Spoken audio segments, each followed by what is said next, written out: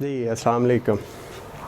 Second 12th chapter और उसकी first exercise और उसका सेकंड क्वेश्चन इस वीडियो के अंदर वो सीखेंगे कैसे करेंगे, और इसका थर्ड क्वेश्चन भी इंशाल्लाह सीखते हैं। मतलब ये पूरी एक्सरसाइज 12.1 इसके 3 क्वेश्चंस हैं। इसका पहला क्वेश्चन हमने लास्ट वीडियो के अंदर सीखा जिसमें था prove that the centre of a circle is on the right bisector of each of its cord.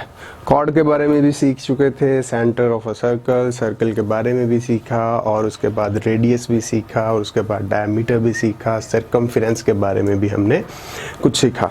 आज जो क्वेश्चंस हैं दो, सेकंड क्वेश्चन है उसमें वो कह रहा है where will be the centre of a circle passing through 3 non-collinear points and why।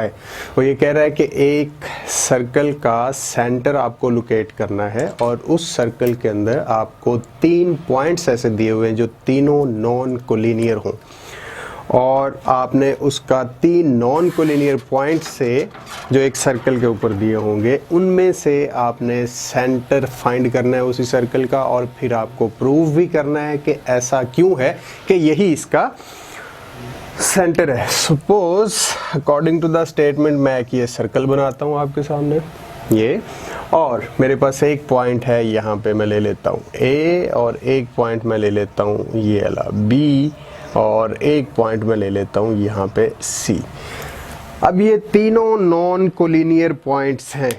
हमने जब आपको याद होगा 10th चैप्टर कर रहे थे तो उसके अंदर कोलिनियर पॉइंट्स और नॉन कोलिनियर पॉइंट्स के बारे में 1-2 क्वेश्चंस किए थे। आई गेस 10.1 ही थी वो एक्सरसाइज, या 10.2 थी। तो लेकिन मैं दोबारा से आपको बता देता हूँ कि कोलिनियर पॉइंट्स कौन से होते हैं और नॉन कोलिनियर पॉइंट्स कौन से होते हैं। कोलिनियर जैसे नाम से ही जाहिर है कि एक लाइन के ऊपर जितने भी पॉइंट्स आएंगे, एक स्ट्रेट लाइन के ऊपर जितने भी पॉइंट्स आ रहे हों वो सारे के सारे पॉइंट्स कोलिनियर पॉइंट्स होते हैं।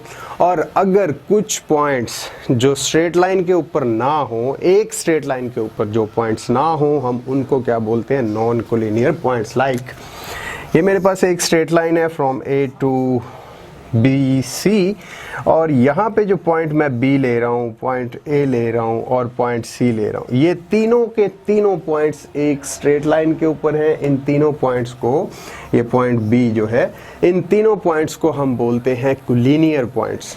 जबकि यहाँ पे अगर एक पॉइंट सी ले लेता हूँ या डी ले लेता हूँ तो ये पॉइंट ए, बी और डी, इन तीनों को अगर मैं देखूं तो ये तीनों पॉइंट्स नॉन कोलिनियर होंगे, क्योंकि ये तीनों एक स्ट्रेट लाइन के ऊपर नहीं आ रहे। इसी तरह फ्रॉम डी टू सी अगर मैं देखूं तो डी, बी, सी, ये भी तीनों नॉन कोलिनियर पॉइंट्स होंगे। यानी ऐसे कोई से 2 या 2 से ज़्यादा पॉइंट्स जो एक स्ट्रेट लाइन के ऊपर ना आ रहे हों उनको हम बोलते हैं नॉन कोलिनियर पॉइंट्स, और ऐसे 2 या 2 से ज़्यादा पॉइंट्स जो एक स्ट्रेट लाइन के ऊपर आ रहे होंगे उनको हम बोलते हैं कोलिनियर पॉइंट्स। तो ये तो कन्फ्यूजन दूर हुई कोलिनियर पॉइंट्स के बारे में।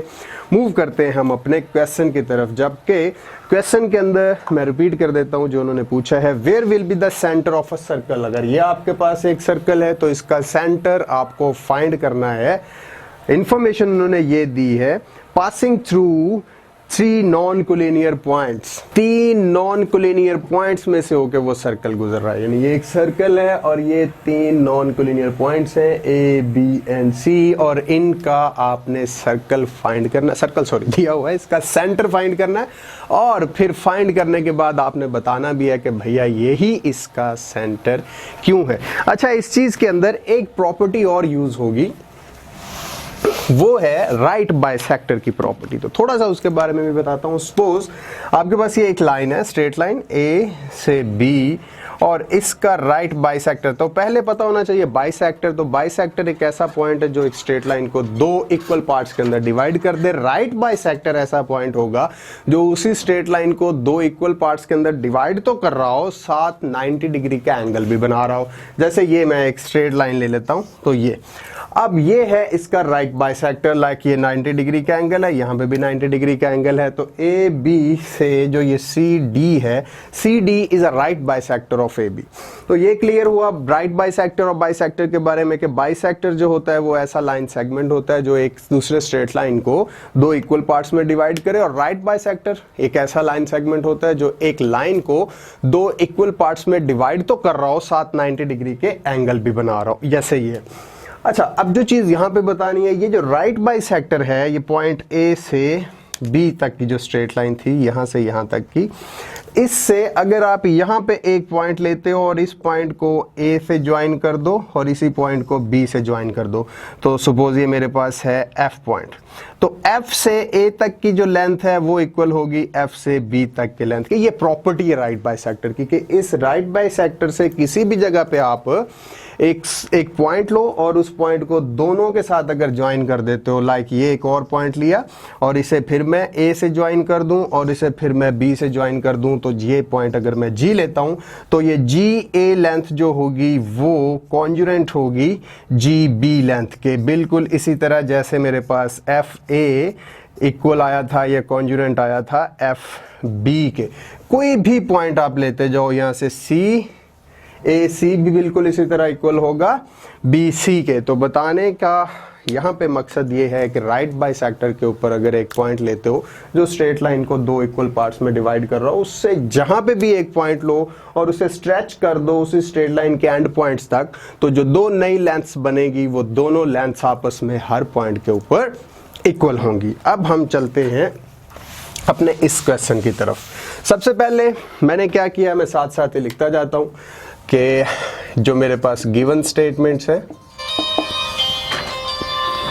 गिवन स्टेटमेंट के अंदर मेरे पास ये था कि एक सर्कल था और उसके ऊपर तीन नॉन कोलिनियर पॉइंट्स थे, तो मैं वो लिख लेता हूं, point A B C are three non collinear points through which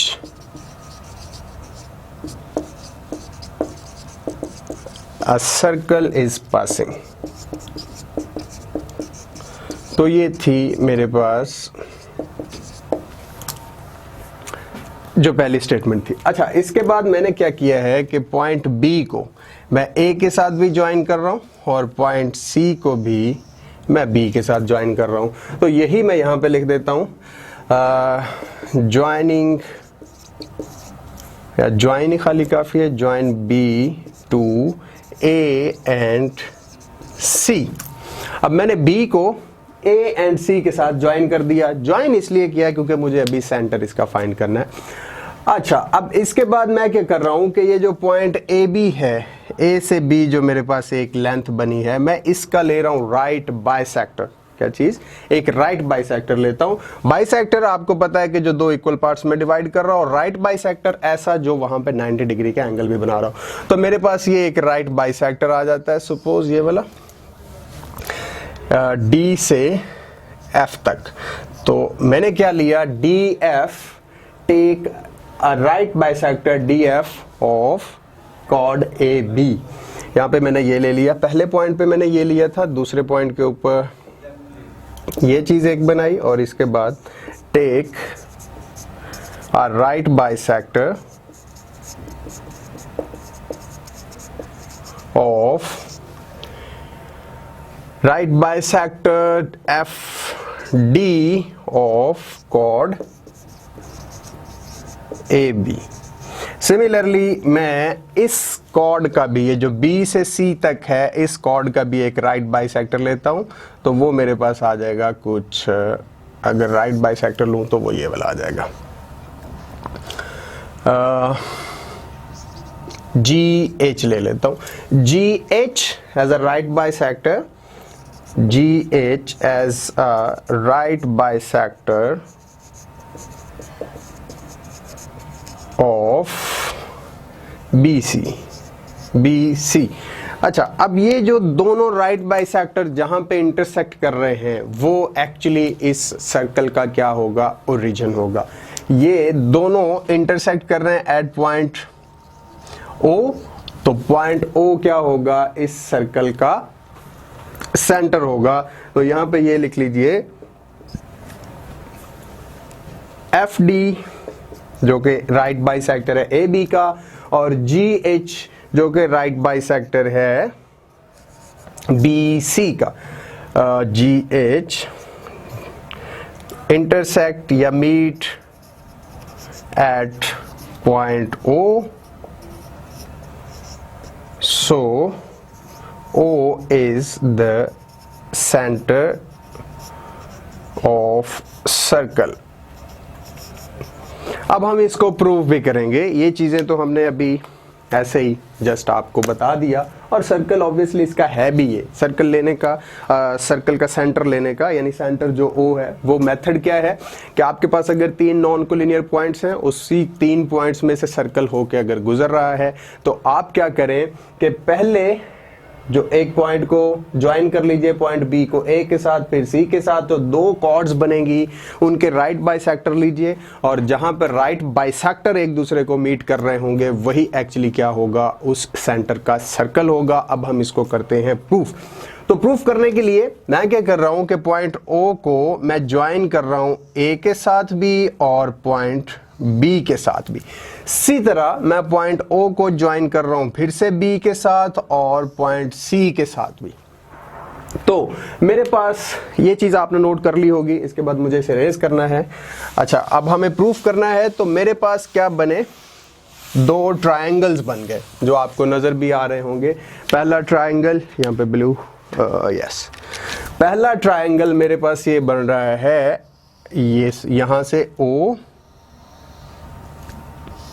ये वाला, और दूसरा ट्रायंगल मेरे पास बन रहा है ये वाला, यहां से जो मैं ब्लू कर रहा हूं वो वाला, ये वाला जो ब्लैक कर रहा हूं सॉरी, ये वाला एक ट्रायंगल बन गया यहां से लेके यहां तक।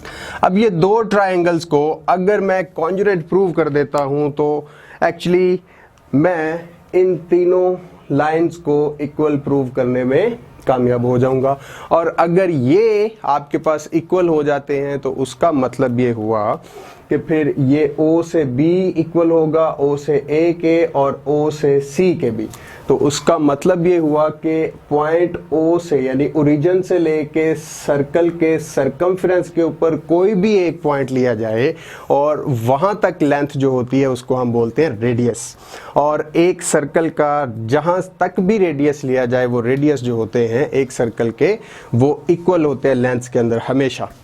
तो अगर ये O से C इक्वल प्रूव हो जाए O से B के और O से A के, तो फिर ये अंडरस्टूड है कि ये तीनों इसके रेडियस होंगे, और अगर ये रेडियस होंगे तो फिर ये भी प्रूव हो जाएगा कि पॉइंट O जो होगा वो इसका क्या होगा, ओरिजिन ही होगा। अच्छा, सॉरी, इसके लिए हमें ट्रायंगल्स को कॉन्जुगेट भी इवन प्रूव करने की जरूरत नहीं है, क्योंकि मैंने अभी अभी आपको एक प्रॉपर्टी बताई राइट बाइसेक्टर की।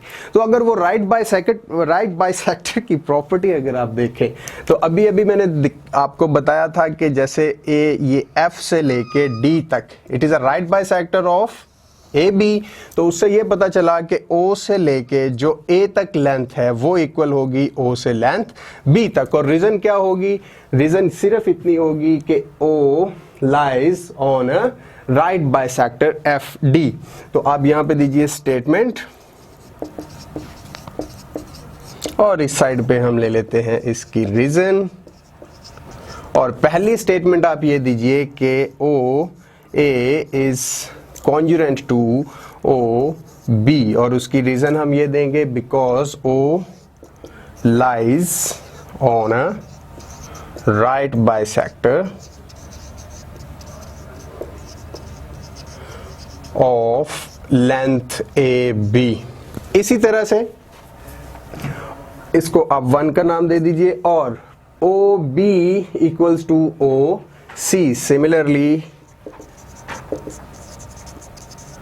OC is conjugate to OB, इसे आप दूसरा पॉइंट दे दीजिए, और यहां पे ये बताएंगे because O lies on a right bisector of BC।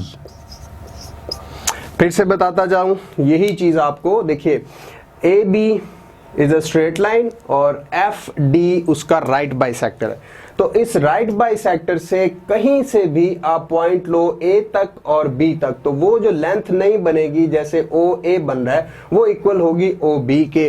बिल्कुल उसी तरह सपोज ये दोबारा से पॉइंट क्लियर कर देता हूं, ये राइट बाइसेक्टर है, तो यहां से ये वाली जो लेंथ ली है आपने सी ए, वो इक्वल होगी आपके पास बी सी के। इसी तरह जो ये वाली लेंथ आपने ली है, पॉइंट एक नया लिया जाए राइट बाइसेक्टर के ऊपर पॉइंट डी, तो वो जो पॉइंट डी से ए तक लेंथ होगी वो इक्वल होगी डी से बी तक। और यही प्रॉपर्टी हम यहां पे यूज कर रहे हैं because F D is a right bisector of A B. So point O जो है यहां से ए तक जो लेंथ है, ये वाली लेंथ इक्वल होगी पॉइंट ओ से बी तक because O lies on the right bisector of AB। Similarly आपके पास BC जो है ये भी एक स्ट्रेट लाइन है और FGH जो है वो उसका राइट बाइसेक्टर है।